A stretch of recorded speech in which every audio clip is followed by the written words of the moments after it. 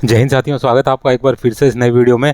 दोस्तों, आईबीपीएस के अंदर वैकेंसी निकल चुकी है और ये नोटिफिकेशन आउट हो चुका है 1 जुलाई को। तो आज की इस वीडियो में हम देखेंगे कि आईबीपीएस क्लर्क की जो वैकेंसी है, ये एक्स-सर्विसमैन के लिए टोटल कितनी वैकेंसी है और किस प्रकार से एग्जाम होगा।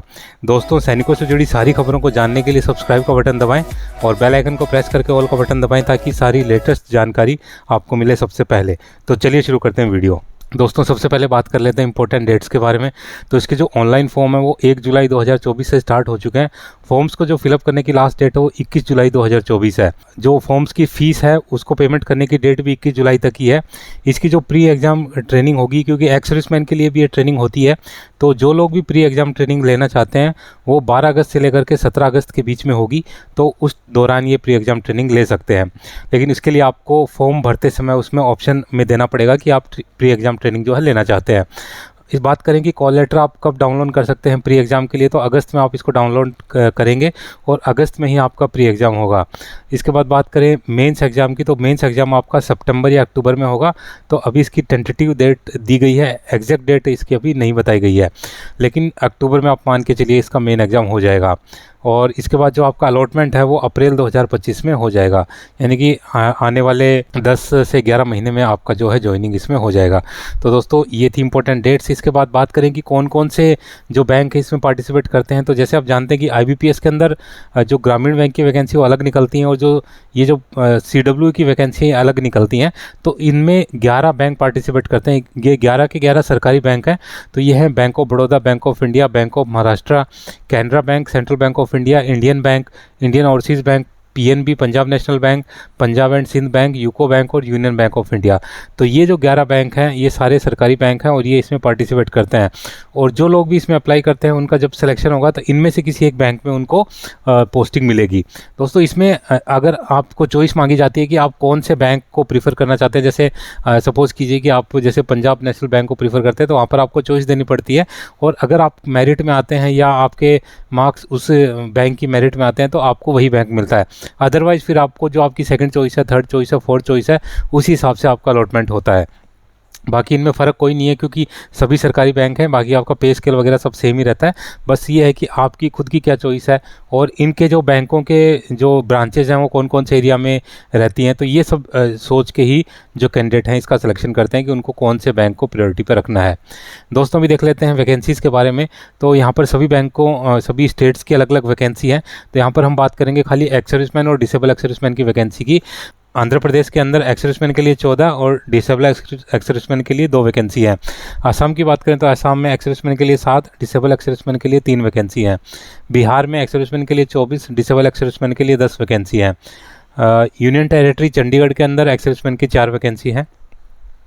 छत्तीसगढ़ के अंदर एक्स सर्विसमैन की 11 और डिसेबल एक्स सर्विसमैन की 4 वैकेंसी है। दिल्ली के अंदर एक्स सर्विसमैन की 26 और डिसेबल एक्स सर्विसमैन की 10 वैकेंसी है। गोवा के अंदर एक्स सर्विसमैन की 3 और डिसेबल एक्स सर्विसमैन की 1 वैकेंसी है। गुजरात के अंदर एक्स सर्विसमैन के लिए 24 और डिसेबल एक्स सर्विसमैन के लिए 9 वैकेंसी है। हरियाणा के अंदर एक्स सर्विसमैन के लिए 20 और डिसेबल एक्स सर्विसमैन के लिए 7 वैकेंसी है। हिमाचल प्रदेश की बात करें तो हिमाचल प्रदेश में एक्स सर्विसमैन के लिए 6 और डिसेबल एक्स सर्विसमैन के लिए 2 वैकेंसी है। जम्मू एंड कश्मीर में एक्स सर्विसमैन के लिए 2 वैकेंसी है। झारखंड में एक्स सर्विसमैन के लिए 7 और डिसेबल एक्स सर्विसमैन के लिए 3 वैकेंसी है। कर्नाटका के अंदर एक्स सर्विसमैन के लिए 44 और डिसेबल एक्स सर्विसमैन के लिए 19 वैकेंसी है। केरला के अंदर एक्स सर्विसमैन के लिए 15 और डिसेबल एक्स सर्विसमैन के लिए 1 वैकेंसी है। मध्य प्रदेश में एक्स सर्विसमैन के लिए 34 और डिसेबल एक्स सर्विसमैन के लिए 15 वैकेंसी है। महाराष्ट्र में एक्स सर्विसमैन के लिए 60 और डिसेबल एक्स सर्विसमैन के लिए 26 वैकेंसी है। ओडिशा में एक्स सर्विसमैन के लिए 11 और डिसेबल एक्स सर्विसमैन के लिए 3 वैकेंसी है। पंजाब में एक्स सर्विसमैन के लिए 41 और डिसेबल एक्स सर्विसमैन के लिए 17 वैकेंसी है। राजस्थान में एक्स सर्विसमैन के लिए 19 और डिसेबल एक्स सर्विसमैन के लिए 9 वैकेंसी है। तमिलनाडु में एक्स सर्विसमैन के लिए 68 और डिसेबल एक्स सर्विसमैन के लिए 25 वैकेंसी है। तेलंगाना के अंदर एक्स सर्विसमैन के लिए 12 और डिसेबल एक्स सर्विसमैन के लिए 3 वैकेंसी है। त्रिपुरा में एक्स सर्विसमैन के लिए 1 वैकेंसी है। उत्तर प्रदेश में एक्स सर्विसमैन के लिए 125 और डिसेबल एक्स सर्विसमैन के लिए 54 वैकेंसी है। उत्तराखंड में एक्स सर्विसमैन के लिए 2 और डिसेबल एक्स सर्विसमैन के लिए 1 वैकेंसी है। वेस्ट बंगाल में एक्स सर्विसमैन के लिए 34 और डिसेबल एक्स सर्विसमैन के लिए 13 वैकेंसी है। दोस्तों बात करें सैलरी की, तो जैसे आप जानते हैं कि सरकारी बैंकों के अंदर एक्स सर्विसमैन को पे प्रोटेक्शन मिलता है। तो जितने भी सरकारी बैंक हैं, चाहे उनकी भर्ती IBPS CWE के थ्रू हो, चाहे वो IBPS RRB हो या फिर SBI के हों, तो इन सभी में एक्स सर्विसमैन को पे प्रोटेक्शन मिलता है। और जैसा कि मैंने अपने बाकी वीडियोज़ के अंदर भी बताया है, एक्स सर्विसमैन जो भी 15-16 साल नौकरी करके आ रहे हैं, उनकी जो स्टार्टिंग जो सैलरी होगी वो इस बाइपर्टेट के बाद लगभग उनकी 80,000 के आसपास उनकी स्टार्टिंग सैलरी होगी। और इसके बाद जो जो उनकी सर्विस बढ़ती रहेगी उनको इंक्रीमेंट मिलता रहेगा। तो सैलरी के पॉइंट ऑफ व्यू से one of the best job है, ये मैं अपने बाकी वीडियोज़ में भी बता चुका हूँ। दोस्तों बात करें जॉब लोकेशन की, तो जिस स्टेट में आप जाएंगे जिस स्टेट से आप अप्लाई करेंगे उसी स्टेट में आपका जो है जॉब लोकेशन रहेगा। इसमें आप ट्राई कर सकते हैं 3 से 4 साल बाद आप इसमें अदर स्टेट के लिए ट्राई कर सकते हैं, लेकिन उसमें आपको ये देखना होगा कि उस बैंक की जो ब्रांचेज हैं वो कौन कौन से स्टेट में अवेलेबल है और वहाँ पर कितनी वैकेंसी है। वहाँ मतलब आपकी अगर वैकेंसी अवेलेबल होगी तो आप दूसरे स्टेट में जा सकते हैं, अदरवाइज नॉर्मली आप जिस स्टेट में रहते हैं लगभग उसी स्टेट में आप नौकरी करते हैं। दोस्तों एज रिलैक्सेशन की बात करें तो नॉर्मल कैंडिडेट के लिए जो एज है वो 20 से लेकर के 28 वर्ष रखी गई है। एक्स सर्विसमैन को इसमें छूट है। एक्स सर्विसमैन को अपनी प्रेजेंट जो एज है उसमें से अपनी सेना की सर्विस को माइनस करना है, प्लस उसको 3 साल और माइनस करना है, और उसके बाद जो उसकी एज है वो 28 वर्ष से कम होनी चाहिए। इसमें जो लोग डिसेबल एक्स सर्विसमैन हैं और जो SC ST कैटेगरी से बिलोंग करते हैं उनको 3 की बजाय 8 वर्ष कम करना है, और उसके बाद उनकी जो एज है वो 28 वर्ष से कम होनी चाहिए। बात करें सर्विंग पर्सन की, तो जो लोग सेना में नौकरी कर रहे हैं और एक्स सर्विसमैन कोटे में अप्लाई करना चाहते हैं तो वो इसमें अप्लाई कर सकते हैं, लेकिन उनको अगले साल 20 जुलाई 2025 से पहले रिटायर होना होगा।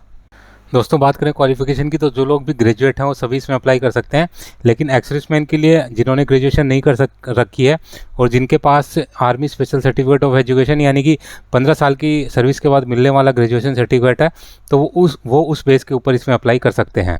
दोस्तों इसमें अगर आप अपने स्टेट से अप्लाई ना करके किसी दूसरे स्टेट से अप्लाई करते हैं तो उस स्टेट की लोकल लैंग्वेज आपको आनी चाहिए, और अगर आपको लोकल लैंग्वेज नहीं आती है या आपने अपने 8th या 10th में वो लोकल लैंग्वेज नहीं पढ़ी है तो आपको उसको लोकल लैंग्वेज का टेस्ट देना होगा। अगर जो भी पार्टिसिपेटिंग बैंक हैं वो उसका टेस्ट लेंगे, अगर वो सेटिस्फाई होते हैं तभी आपको कंटिन्यू करेंगे, अदरवाइज उनका ये अधिकार है कि वो इसमें आपको रिजेक्ट भी कर सकते हैं। फॉर एग्जांपल अगर आप राजस्थान के रहने वाले हैं और अगर महाराष्ट्र से अप्लाई कर रहे हैं तो आपको मराठी लैंग्वेज आनी चाहिए। अगर नहीं आती है तो फिर जिस भी बैंक में आपका सिलेक्शन होगा उसकी जो अथॉरिटी होगी वो डिसाइड करेगी कि आपको रखना है या नहीं रखना, तो इस चीज़ का आपको ध्यान रखना है फॉर्म भरते समय। बात करें फ़ीस की, तो एक्स सर्विसमैन कैंडिडेट के लिए इसमें 175 रुपये की फ़ीस रखी गई है। दोस्तों अभी देख लेते हैं प्री एग्ज़ाम के बारे में। तो इसका जो प्री एग्ज़ाम होगा उसमें मेनली 3 सब्जेक्ट होंगे, इंग्लिश, न्यूमेरिकल एबिलिटी और रीजनिंग। इंग्लिश के 30 क्वेश्चन होंगे जो कि 30 मार्क्स के होंगे, न्यूमेरिकल एबिलिटी और रीजनिंग के 35-35 क्वेश्चन होंगे जो कि 35-35 मार्क्स के होंगे। इस प्रकार से आपके टोटल 100 क्वेश्चन होंगे जो कि 100 मार्क्स के होंगे।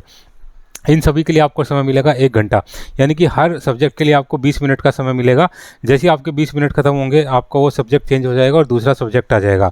दोस्तों इसमें लिख रखा है कि आपको ये तीनों अलग अलग पास करने हैं।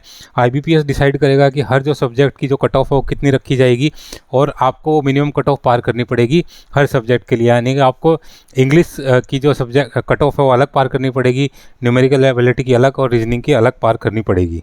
बात करें मेंस एग्जाम की, तो मेंस एग्जाम में आपके जनरल ऑब्लिक फाइनेंशियल अवेयरनेस के 50 क्वेश्चन होंगे 50 मार्क्स के, इसके लिए आपको समय मिलेगा 35 मिनट। जनरल इंग्लिश के 40 क्वेश्चन होंगे 40 मिनट के, इसके लिए समय मिलेगा 35 मिनट। रीजनिंग एबिलिटी और कंप्यूटर एप्टीट्यूड के 50 क्वेश्चन होंगे 60 मार्क्स के, इसके लिए आपको समय मिलेगा 45 मिनट। और क्वांटिटी एप्टीट्यूड के आपके 50 क्वेश्चन होंगे 50 मिनट के, इसके लिए आपको समय मिलेगा 45 मिनट, यानी कि टोटल आपके 190 क्वेश्चन होंगे जो कि 200 मार्क्स के होंगे, और इसके लिए समय मिलेगा आपको 160 मिनट। दोस्तों इसमें 0.25 की नेगेटिव मार्किंग है, तो एग्ज़ाम देते समय आपको ये भी ध्यान रखना है। अभी बात कर लेते हैं कैसे आपको अप्लाई करना है। तो आपको IBPS की जो ऑफिशियल वेबसाइट है वहाँ पर इसका लिंक ओपन हो चुका है 1 जुलाई से, तो वहाँ पर जाके आप इसमें अप्लाई कर सकते हैं। तो दोस्तों ये थी सारी जानकारी। उम्मीद है कि वीडियो आपको पसंद आया होगा। वीडियो अगर पसंद आए तो लाइक शेयर सब्सक्राइब करना ना भूलें, और बने रहें मेरे साथ इसी प्रकार के इंटरेस्टिंग वीडियोज़ के लिए। वीडियो बने रहने के लिए आप सभी का धन्यवाद। जय हिंद।